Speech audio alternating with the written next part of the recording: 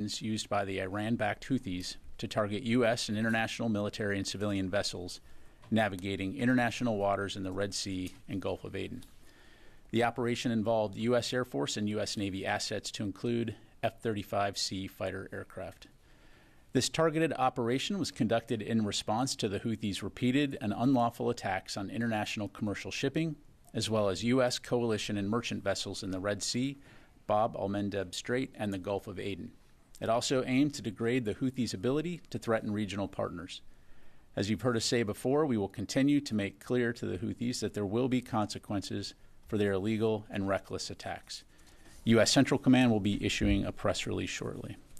Staying within the U.S. Central Command area of responsibility, U.S. CENTCOM forces conducted strikes yesterday against 9 targets in 2 locations associated with Iranian groups in Syria in response to several attacks on U.S. personnel in Syria over a 24-hour period.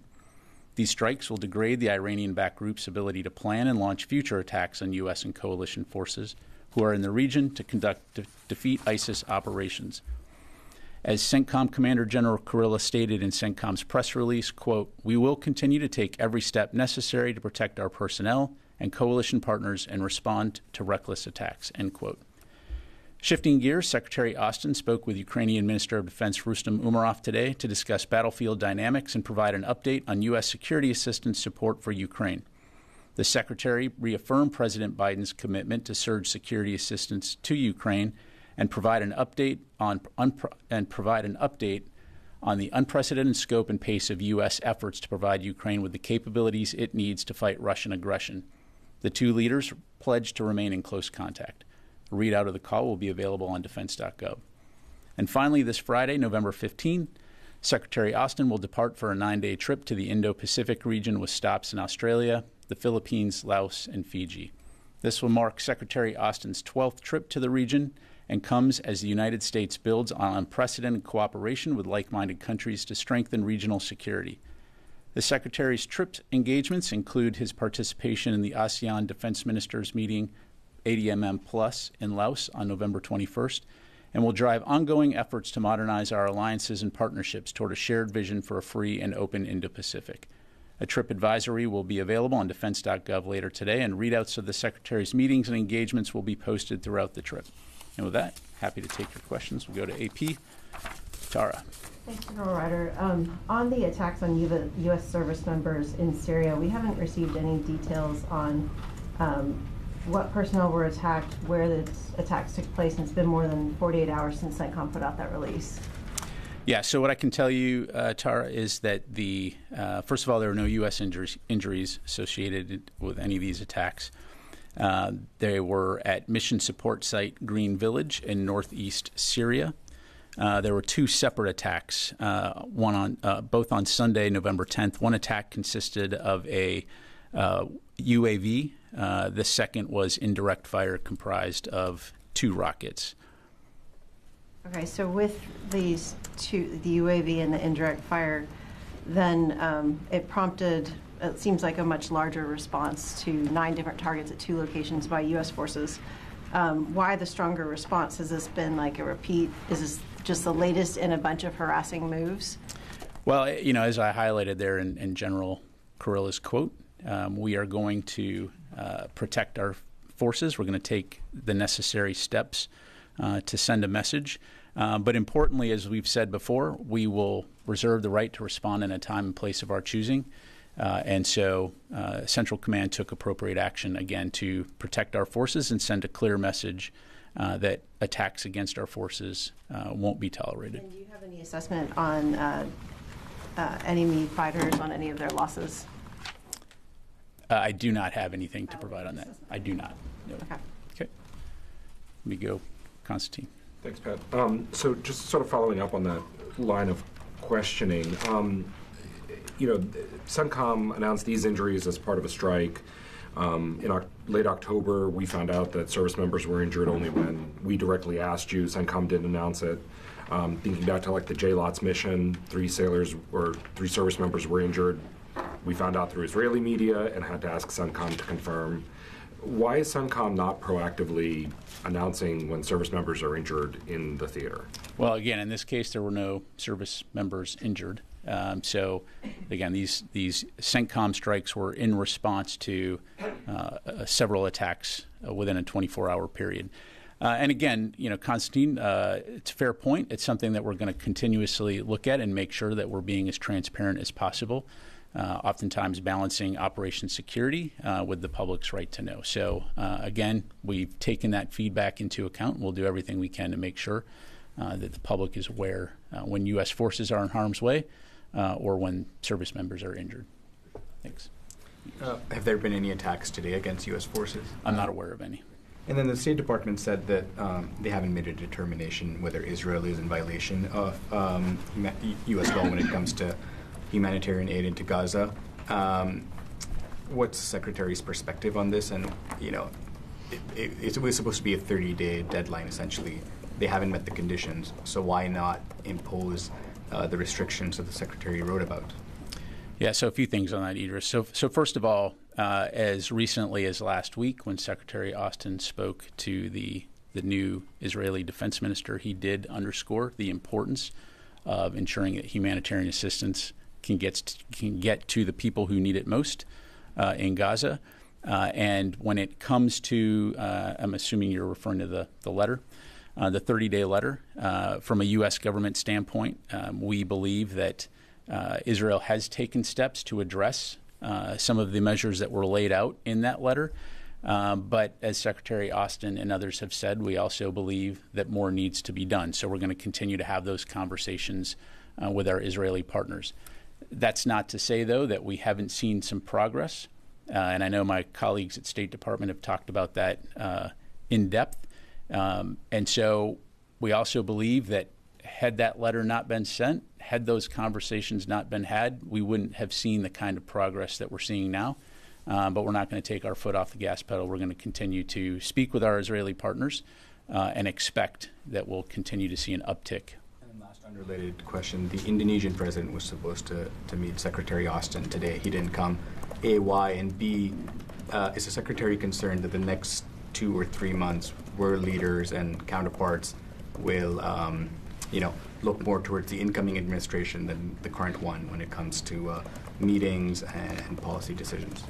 Yeah, as far as the Indonesian president's visit, as I understand it, unforeseen schedule changes made the visit not possible. I'd defer you to the Indonesians for any more details on that. But to address your second question, look, there's a lot going on in the world right now, and the Secretary remains squarely focused on carrying out his duties as Secretary of Defense and defending this nation. And as evidenced by his call today with Minister Umaroff and his upcoming trip to the Indo-Pacific region, Secretary Austin is going to stay engaged 24 hours a day, 7 days a week, doing his job as the Secretary. And as you know, having traveled with him, he has great respect, is well respected among world leaders and defense ministers. And so we will continue to see that. Warren. 2 questions, both on the question of humanitarian aid. First, can you detail or provide any numbers or specifics on how much has changed since the letter has been sent, whether that's trucks going in or crossings that are open or quantity of aid that's reached the Palestinian population? So, Oren, I'd refer you to State Department to get a breakdown, a detailed breakdown of the number of trucks. What I can tell you, broadly speaking, right now is what we've seen Israel do is reopen the Erez crossing, opened a new crossing at Kisufim. They restarted the Jordan Armed Forces corridor, waived custom requirements that humanitarian organizations had objected to. They approved additional delivery routes inside Gaza. They have restored deliveries to the north that were closed for weeks, first to Gaza City, and then this week to areas around Jabalia. Increased efforts to stop looting and expanded the Muwasi humanitarian zone, and also have instituted periodic operational pauses. So from a U.S. government standpoint, these are critically important steps. But again, we're going to continue having conversations about what else needs to be done to ensure that the Palestinian people can get the food that they need. Ultimately, we believe that the long-term solution here, as you've heard Secretary Austin and others say, is bringing an end to this war, and we'll continue to work to achieve that. And then just my follow-up question is, Today is the 30-day mark, and we heard this from the State Department. Nothing has changed in terms of U.S. policy, and yet, as you and State have pointed out, Israel hasn't met the full letter of the requirements in the letter. What was the purpose of putting a 30-day deadline on it then? Well, again, on any type of discussions or requests for action, you're going to always want to try to have some type of mark on the wall to work toward. Again, we understand the complexities of the situation here, but it's critical that additional aid get to the people in Gaza, humanitarian assistance. And so, as I highlighted earlier, we believe, the U.S. government believes, that had this letter not been sent, had these conversations not been had, we wouldn't have seen the kinds of increases that we're seeing now. So again, we're not going to take our foot off the gas pedal here when it comes to working with the Israelis to increase the amount of aid flowing into Gaza. Let me go to the phone here real quick. Let's go to Mike Glenn, Washington Times. Yeah, hi, Pat. Thank you. The Pentagon leaker Jack Teixeira is supposed to be sentenced today for violating the Espionage Act. Does the Pentagon believe that with this case coming to an end, that the security situation there at that base has been taken care of, and there's no more expected leaks coming out of there? Just to clarify, you're talking about the base where the airman was stationed? Yeah, right. Yeah, broadly speaking, Mike, what I would tell you is, the department is confident that the appropriate steps have been taken to mitigate additional leaks. I'd refer you to the Department of the Air Force, though, for any specifics on that front. Okay, let me go to Jeff Schogel, Task and Purpose. Thank you. And I apologize to the Pentagon Press Corps for my attempt at singing. It won't happen again. Just to follow up, can you talk about why the attacks against U.S. troops at Green Village weren't announced before the airstrike, and which specific Iranian-backed group was targeted in the airstrike? Was it Kataib Hezbollah, or was it another group?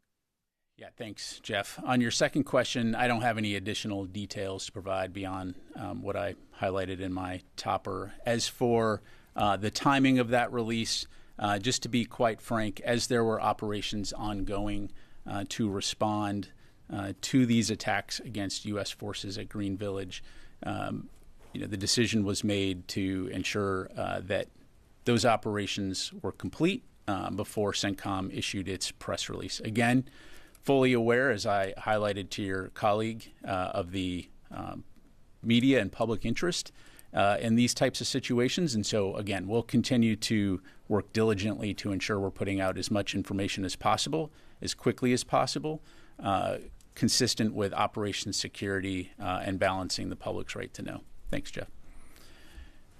Fadi. Thank you, General. The Houthis claimed today that they launched 2 attacks, one on USS Lincoln in the Arabian Sea, and another one targeting 2 U.S. destroyers in the Red Sea. Do you have anything on that? I do, and again, I expect a statement to go out from CENTCOM here shortly, but here's what I can tell you. So on November 11th, U.S. Central Command forces successfully repelled multiple Iranian-backed Houthi attacks during a transit of the Bab al-Mandeb Strait. During the transit, the Arleigh Burke-class guided missile destroyer USS Stockdale and USS Spruance were attacked by at least 8 one-way attack uncrewed aerial systems, 5 anti-ship ballistic missiles, and 3 anti-ship cruise missiles, which were successfully engaged and defeated. The vessels were not damaged, no personnel were hurt. Again, CENTCOM forces retain the inherent right of self-defense, and as I highlighted earlier, will take appropriate steps to protect our personnel. Literally got this, shortly before coming out here, so you can expect to see something coming out of CENTCOM on that as well. To my knowledge, not aware of any attacks against the Abraham Lincoln. I have a follow-up on the letter. You talked about progress, and you mentioned some steps. However, in the last 48 hours, the IPC, UN IPC, issued an alert about imminent famine in northern Gaza. Oxfam, along 7 other humanitarian organizations, issued a scorecard where they found that Israel is not in compliance with your letter. The UN just said that the humanitarian situation in Gaza today is worse than any time during this year, at any time during this year. Those statements from organizations that work on the ground to increase humanitarian assistance to Palestinians in Gaza are in contradiction to what you just said. Well, what I would say, Fadi, is this is why we will continue to press the Israeli government to do more to get humanitarian aid and assistance into the people of Gaza. Yes, some progress has been made, as I outlined, but we're having those conversations right now in terms of what Israel can and should do to surge additional humanitarian assistance. And so I know that this is a priority for Secretary Austin. As I mentioned, he brings it up in every conversation he has with his Israeli counterparts, and we'll continue to have those conversations going forward. Nobody questions the importance of doing this and doing it now. Yes, sir. To question of the Ukraine war, it is reported that around 50,000 Russian and North Korean forces are already preparing to launch new counteroffensive to push out Ukraine forces in Kursk region. Can you confirm that? I've seen those press reports. As we've talked about before, we see about 10,000, over 10,000 DPRK soldiers. Most of them have moved to the far western Kursk Oblast, where they've reportedly begun engaging in combat operations with Russian forces. I don't have more to provide at this point in time in terms of what specifically that will entail or could entail, other than we're watching very closely.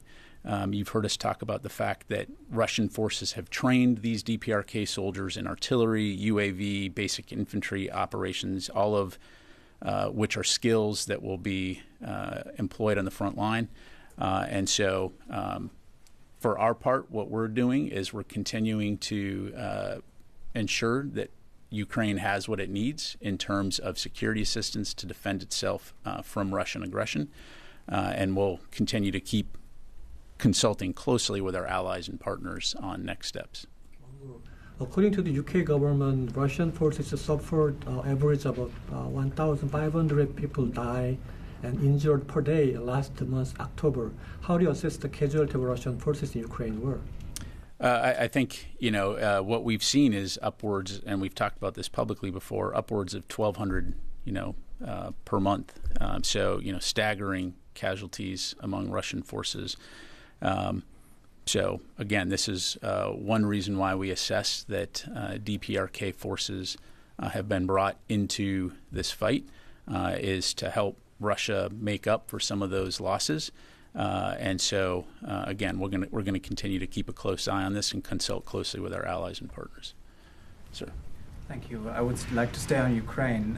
Is the Secretary concerned about the plans that are reportedly considered in the incoming administration's team of creating a buffer zone, a demilitarized zone, as it would derail the administration's legacy in Ukraine? And secondly, what are the next steps in the remaining weeks of the administration to maybe ensure that Ukraine has a better position at the negotiating table?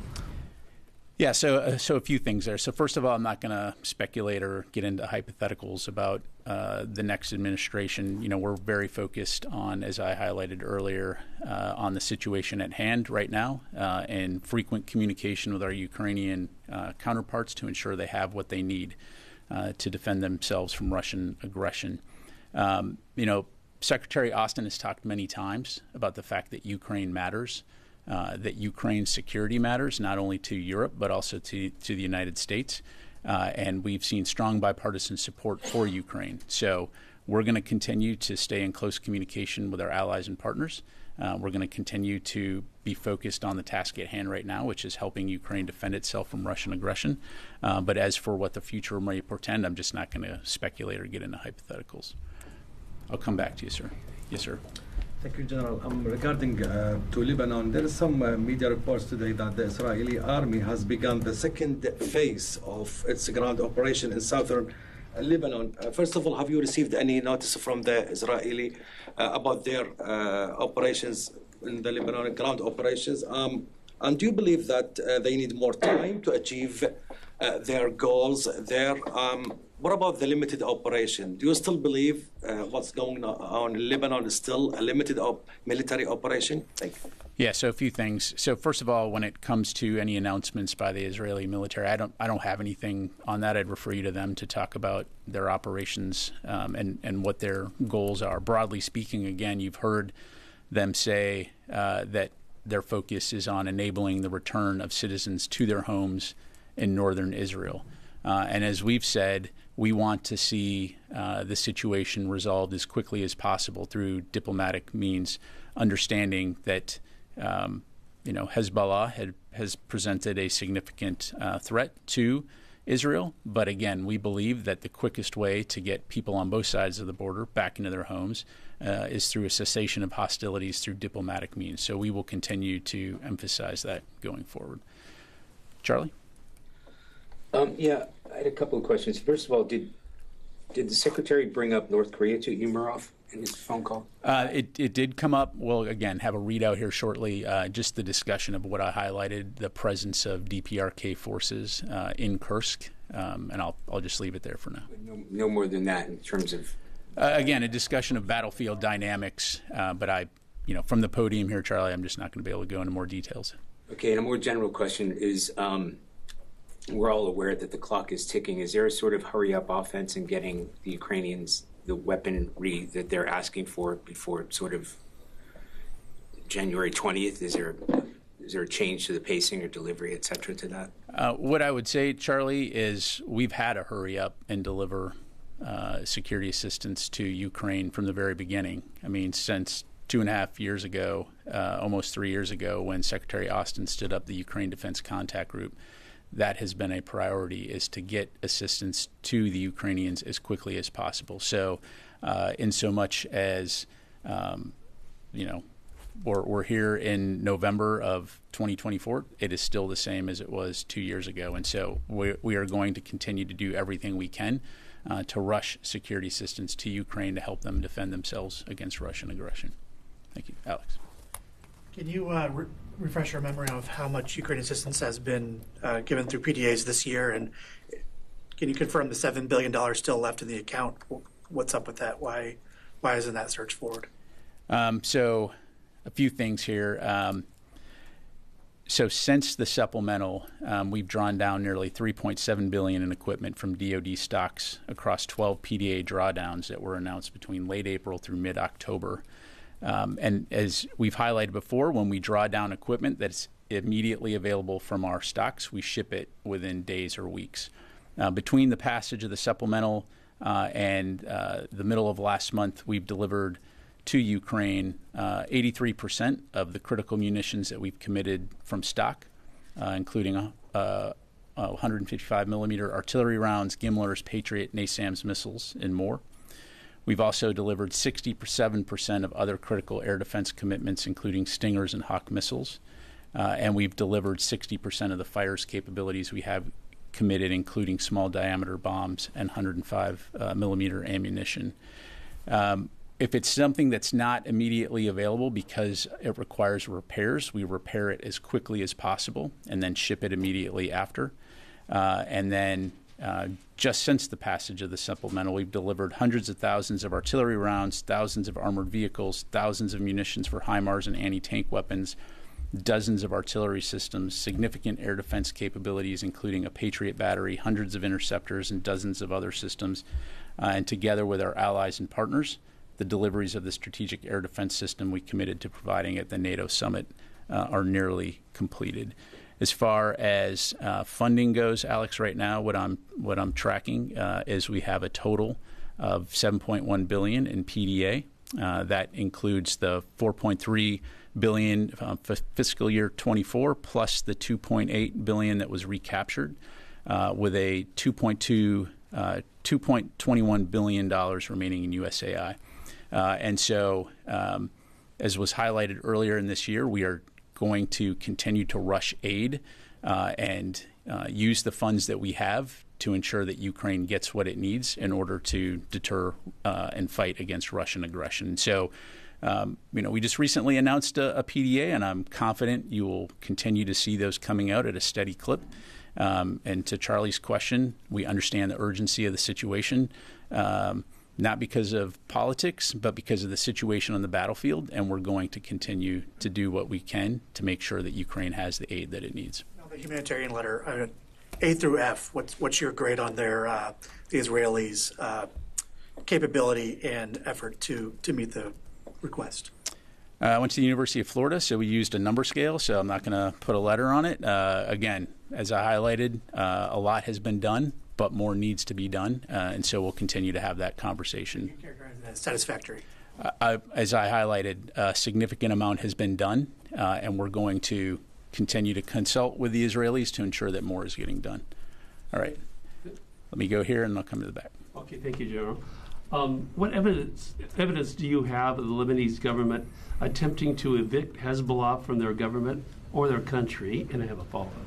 I'd refer you to the Lebanese government to talk about that. Well, the other question I have is, how can the Lebanese government be considered faultless when they don't fight against Hezbollah? Again, look, you're well versed in the challenges of the region. The Lebanese, government, I'd refer you to them to speak for themselves. From a DoD standpoint, as we've highlighted before, we have a very good relationship with the Lebanese Armed Forces, and we'll continue to consult closely with them on how best to support the people of Lebanon. The LAF are going to play a very important role in any post-hostilities, as will the UN. And so we'll continue to consult closely with them on the steps ahead in terms of ultimately bringing peace and stability to the region. Let me go back here. Yes, Ro. Thanks so much. In Peru this week, there will be an opening ceremony of a Chinese-funded Chancay port, and Chinese President Xi is expected to attend this opening ceremony. And it's the Pentagon concerned that this Chinese-funded Chancay port could be used by the Chinese Navy. I appreciate the question, Ro. I don't have anything specifically on that port other than to say, again, we will continue to consult closely with our allies and partners around the world about Chinese malign activities and behavior, and I'll just leave it there. All right, let me take just a couple more from the phone here. Let's go to Chris Gordon, Air and Space. Thanks, Pat. Does the Pentagon have an update on the total number of attacks there have been on U.S. forces in Iraq, Syria, and Jordan since October of last year?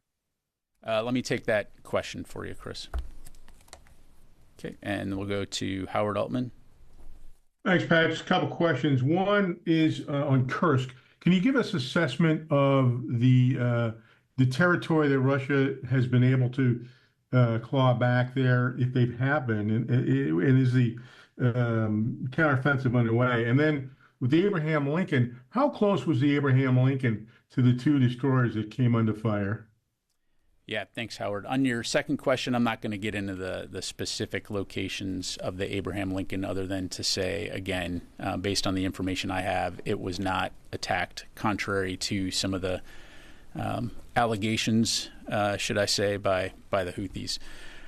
In terms of the Kursk region, again, what we see are Russian forces attempting to take back territory from the Ukrainian armed forces. I don't have a geographic, numbers to provide other than it's been incremental gains with the Ukrainians largely holding a line in Kursk. Okay, take just a couple more. Yes, sir. Thank you very much. As you are striking with your allies in Yemen, it's very immediate neighbor. Saudi Arabia is coming more closer with Iran. Like last month, we observed naval drills, and now this Sunday, Saudi military chief visited Iran, discussed more defense cooperation. So is that matter of concern for US, or you have any observation on that? Just to clarify, you're asking if we have any concerns with Saudi Arabia communicating with Iran? Look, we fully understand that Saudi Arabia, like many countries in the region, are going to communicate with their neighbors. The U.S. has a very valued relationship with the Kingdom of Saudi Arabia from a defense standpoint, and we'll continue to have those conversations as well. But ultimately, it's up to Saudi Arabia to choose, who they communicate with or not. So. CNN reported that Pentagon officials are holding informal discussions about how the Department of Defense would respond if the President-elect Donald Trump issues some order regarding the active duty personnel domestically, regarding his policy, what he is going to implement. So, is there any concern regarding the upcoming administration in the department? Yeah, let me just be clear up front. I'm not aware of any meetings aimed at discussing or responding to potential decisions by the next administration. As Secretary Austin underscored in his letter to the force, the department is focused on ensuring a calm, orderly, and professional transition to the incoming Trump administration, and will continue to stand apart from the political arena. And again, if you'll allow me to quote Secretary Austin, quote, "As it always has, the U.S. military will stand ready to carry out the policy choices of its next commander-in-chief and obey all lawful orders from its civilian chain of command," end quote. So the men and women of the Department of Defense who work every single day to protect our freedoms, we've sworn an oath to the Constitution, and the Secretary is confident that we'll continue to do the great work that our military members do day in and day out to keep the country safe. I'll just leave it there. Last question. Yes, sir. Sir, two questions, please. I just came back from a short trip to India, and there was a talk of the town in India among the people of India. There's a lot of towns in India, so which town was it? You got to narrow it down. Next commander-in-chief here at the Pentagon, and now how the relation today, military-to-military relation between U.S. and India, and anything you change under the new administration? So, first of all, the relationship that we have with India is excellent. As you know, we've made a lot of progress in our bilateral security relationship, and that is something that you've seen Secretary Austin prioritize over the last 4 years. As far as who the next commander-in-chief will be, that will be President Trump as the commander-in-chief. As for who he may pick as a Secretary of Defense, obviously I'm not going to speculate on that, and I'd refer you to the Trump transition team. Second question, sir, if may, please. As far as U.S. military is concerned, it is concerned as far as terrorism in the Middle East and elsewhere. The two things happened during this, after the election. One, Qatari government asked the people there, all the terrorists, to wind up and no more business in Qatar. Number two, the Pakistan, Nawaz Sharif and also his daughter were here, and they met with President-elect Trump, and also at the same time, Sheikh Hasina, the former Prime Minister of Bangladesh, also met with the former President Trump-elect President Trump. Now, how the U.S. military will affect in those countries now have relations under the new administration, because they came to meet with the new commander-in-chief? Yeah, I appreciate the question. I'm here as a U.S. Department of Defense spokesperson. Obviously, I'm not going to be able to comment on the incoming administration, and I'm not going to speculate or get into hypotheticals about potential future decisions. So I'll just leave it there. Thanks very much, everybody. Appreciate it.